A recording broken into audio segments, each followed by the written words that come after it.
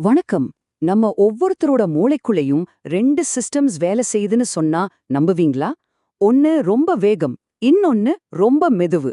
Daniel கான்மேனோட புகழ்பெற்ற thinking fast and slow புத்தகத்தோட சாராம்சத்தை வச்சு நம்மளோட ஒவ்வொரு முடிவையும் இந்த 2 சிஸ்டம்ஸும் எப்படி ரகசியமா தீர்மானிக்குதுன்னு நாம தெரிஞ்சுக்க போறோம். வாங்க நம்ம மனசுக்குள்ள ஒரு பயணம் போலாம். சரி, இந்த 2 சிஸ்டமும் உங்க மூளையில எப்படி வேலை செய்யுதுன்னு நேரடியாவே பாத்துரலாமா? நான் உங்களுக்கு ஒரு சின்ன புதிர் கொடுக்க போறேன். வாங்க ஆரம்பிக்கலாம்.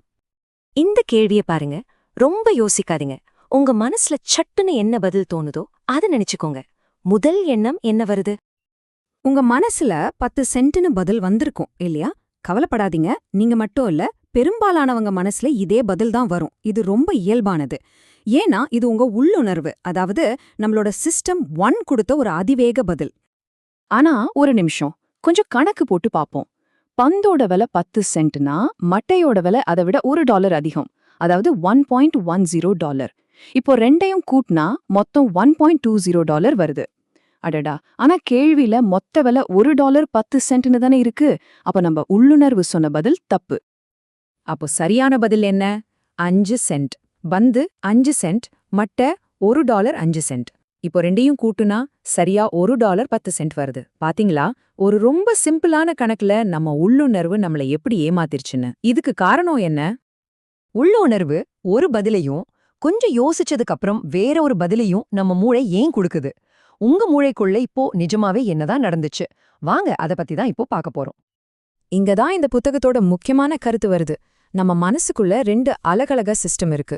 இன்னும் சொல்லப்போனா நம்ம மனசுக்குள்ளேயே 2 கேரக்டர்ஸ் இருக்கிற மாதிரி நினைச்சுக்கோங்க. சிஸ்டம் 1 ஒரு ஆட்டோ பைலட் மாதிரி நினைச்சுக்கோங்க. அது ரொம்ப வேகம், உள்ளுணர்வுல இயங்கும். உங்களுக்கு 10 சென்ட்னு பதில் சொன்னது அதுதான். ஆனா சிஸ்டம் 2 ஒரு கவனமான பைலட் மாதிரி. அது மெதுவா யோசிச்சு கணக்கெல்லாம் போட்டு 5 சென்ட்ங்கிற சரியான பதில கண்டுபிடிச்சது. ஒன்னு வேகம், இன்னொன்னு விவேகம். முதல்ல இந்த சிஸ்டம் 1 பத்தி கொஞ்சம் விரிவா பாப்போம். இதுதான் நம்மளோட வேகமான சிந்தனையால. இது தானாவே இயங்கும். உதாரணத்துக்கு, கோபமா இருக்கிற ஒரு முகத்தை பார்த்தா அது கோபம்னு உங்களுக்கு உடனே தெரிஞ்சிடும் இல்லையா? அதுக்கு நீங்க எந்த முயற்சியும் எடுக்க தேவையில்ல. அதுதான் சிஸ்டம் 1. இதுக்கு அப்படியே ஆப்போசிட் தான் சிஸ்டம் 2, அதாவது மெதுவான சிந்தனையாளர். கஷ்டமான வேலைகளுக்கு இதுதான் தேவை. இப்ப 17 24ஆல பெருக்குங்கன்னு சொன்னா உங்க முழு கவனமும் அந்த கணக்குல தான் இருக்கும் இல்லையா? கொஞ்சம் கஷ்டமாவும் இருக்கும். அதுதான் சிஸ்டம் 2ஓட வேலை. சரி, இந்த 2 சிஸ்டம்ஸும் எப்படி சேர்ந்து வேலை செய்யுது? இங்க தான் ஒரு சிக்கல் வருது. நம்மளோட சிஸ்டம் 2 ஒரு பெரிய சோம்பேறி. அதனால தான் நம்ம அடிக்கடி தப்பு பண்றோம். நிஜத்துல என்ன நடக்குதுன்னா, சிஸ்டம் 1 எப்பவும் யோசனைகளையும் உள்ளுணர்வுகளையும் சிஸ்டம் 2க்கு அனுப்பிச்சிட்டே இருக்கும். ஆனா நம்ம சிஸ்டம் 2 இருக்கே, அது ஒரு சோம்பேறி கண்ட்ரோலர் மாதிரி. அது பெருசா யோசிக்காம சிஸ்டம் 1 சொல்றத அப்படியே சரின்னு சொல்லிடும். நம்ம பேட் பால் கணக்குலயும் இதான் நடந்துச்சு. டேனியல் கான்மேனோட இந்த மேற்கோள் இது ரொம்ப அழகா சொல்லுது. அதாவது நம்ம கண்ணு முன்னாடியே இருக்கிற விஷயத்த கூட நம்மால பார்க்க முடியல, அத நம்மால பார்க்க முடியலங்கிற விஷயம் கூட நமக்கு தெரியல. இதுக்கு ஒரு சரியான உதாரணம் கண்ணுக்கு தெரியாத கொரில்லா ராய்வு. இதுல ஒரு வீடியோவை போட்டு கூடை பந்த பாஸ்களை என்ன சொன்னாங்க. எல்லாரும் அவங்களோட சிஸ்டம் 2 வச்சு ரொம்ப கவனமா எண்ணிட்டு இருந்தாங்க. அப்போ ஒரு கொரில்லா வேஷம் போட்ட ஆளு திரையில நடந்து போனாரு. ஆச்சரியம் என்னன்னா, கிட்டத்தட்ட பாதி பேர் அந்த கொரில்லாவை பார்க்கவே இல்ல. சிஸ்டம் 2 ஒரு வேலையில மும்மரமா இருக்கும்போது நாம குருடர்கள் ஆயிடுறோம். இந்த சோம்பேறி சிஸ்டம் 2ஆல நாம திரும்ப திரும்ப ஒரே மாதிரியான சில தவறுகளை பண்றோம். இது மனப்பிழைகள்னு சொல்லலாம். வாங்க அதுல சில சுவாரஸ்யமான உதாரணங்களை பார்க்கலாம்.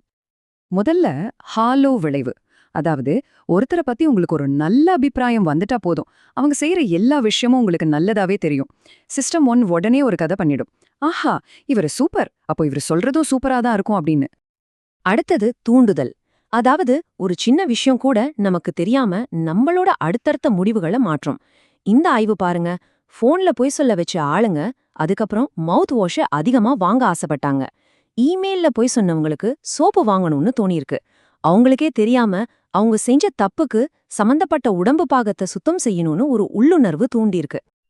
இப்ப பார்க்க போறது ரொம்ப அதிர்ச்சியான ஒரு விஷயம். இது ஈகோ சிதைவு. இந்த வரைபடத்தை பாருங்க. இஸ்ரேலிய நீதிபதிங்க மதிய சாப்பாடு சாப்பிட்ட உடனே கிட்டத்தட்ட 65% கைதிகளுக்கு பரோல் கொடுத்திருக்காங்க. ஆனா அதே நீதிபதிங்க சாப்பாட்டுக்கு முன்னாடி பசியோடவும் சோர்வாவும் இருக்கும்போது பரோல் கொடுத்த விகிதம் 0க்கு பக்கத்துல போயிடுச்சு. ஏன்னா சிஸ்டம் 2 சோர்வா இருக்கும்போது கஷ்டப்பட்டு யோசிக்காம முடியாதுன்னு சொல்ற எளிய முடிவை எடுத்துடும். நினைச்சு பாருங்க, ஒருத்தரோட சுதந்திரம் நீதிபதியோட மதிய சாப்பாட்டை பொறுத்து இருந்திருக்கு. சரி, நம்ம மூளை இப்படித்தான் தப்பு பண்ணுன்னு தெரிஞ்சுக்கிட்டோம். இதனால என்ன பிரயோஜனம்? இந்த அறிவை வச்சு நாம எப்படி புத்திசாலித்தனமா யோசிக்கிறது? முக்கியமான விஷயம் என்னன்னா, நம்ம உள்ளுணர்வான சிஸ்டம் 1 நம்மால நிறுத்த முடியாது, அதுவும் நமக்கு தேவைதான். ஆனா இந்த மாதிரி சூழ்நிலைகள்ல அது நம்மள தப்பா வழி நடத்தும்னு நம்மால அடையாளம் காண முடியும். அந்த மாதிரி நேரங்கள்ல கொஞ்சம் மெதுவா போய் யோசிச்சு முடிவெடுக்கணும். கான்மேனோட நோக்கமே இந்த மாதிரி மனப்பிழைகளை பத்தி பேசுறதுக்கு நமக்கு ஒரு மொழிய கொடுக்கறது தான். இப்போ ஹாலோ விளைவு மாதிரி வார்த்தைகளை பயன்படுத்தும் போது நம்ம சிந்தனையில நடக்கிற தவறுகளை நம்மால சுலபமா கண்டுபிடிக்க முடியுது இல்லையா? ஆக, நீங்க ஞாபகம் வச்சுக்க வேண்டிய 3 விஷயங்கள் இதுதான். தப்பு நடக்க வாய்ப்பு இருக்கிற சூழ்நிலைகளை அடையாளம் காணுங்க. உங்க உள்ளுணர்வு சொல்றது எல்லாமே சரின்னு கண்மூடித்தனமா நம்பாதீங்க. முக்கியமான முடிவுகள் எடுக்கும்போது அவசரப்படாம மெதுவா சிந்திச்சு உங்க சிஸ்டம் 2க்கு வேலை கொடுங்க. சரி, இப்போ உங்க மனசுக்குள்ள இருக்கிற இந்த 2 சிஸ்டம்ஸ பத்தியும் உங்களுக்கு தெரிஞ்சிருச்சு. அப்போ உங்க வாழ்க்கையோட முடிவுகளுக்கு உண்மையில யாரு பொறுப்பு? சிஸ்டம் 1ஆ இல்ல சிஸ்டம் 2ஆ? யோசிச்சு பாருங்க.